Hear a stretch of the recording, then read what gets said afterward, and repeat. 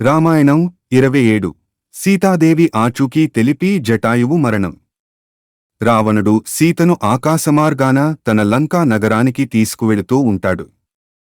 తనని వదిలేయమని సీతాదేవి ఎన్ని విధాలుగా ప్రాధేయపడినా ఆయన వినిపించుకోడు.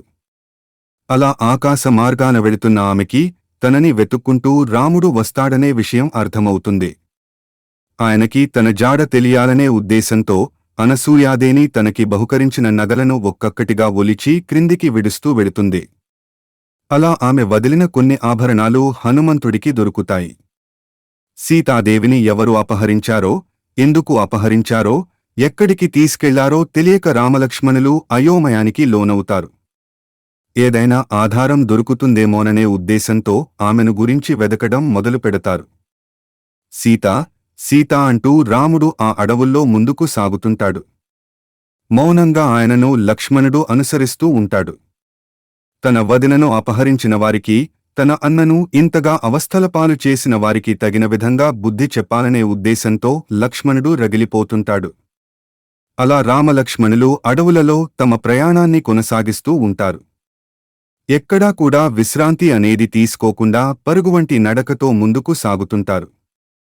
అలా కొంత దూరం వెళ్లిన రామలక్ష్మణులకు ప్రాణాలతో కొట్టుమిట్టాడుతూ జటాయువు కనిపిస్తుంది.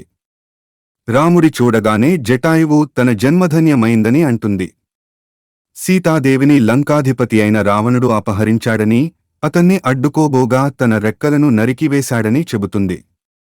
రావణుడు దక్షిణ దిశగా వెళ్లాడని చెప్పి తన ప్రాణాలను వదులుతుంది. సీతాదేవిని ఎవరు అపహరించారు? ఆమెను అతను ఏ దిశగా తీసుకువెళ్లాడు? అనే ప్రశ్నలకు జటాయువు ద్వారా సమాధానం దొరకడంతో రాముడి మనసు ఊరడిల్లుతుంది. ఇక సీతాదేవిని దక్కించుకోగలననే నమ్మకం ఏర్పడుతుంది. తనకి ఇంతటి సాయం చేసిన జటాయువుకు మనసులోనే కృతజ్ఞతలు చెప్పుకుంటాడు. ఆ పక్షిరాజుకు అంత్యక్రియలు నిర్వహించి అక్కడి నుంచి బయల్దేరతాడు.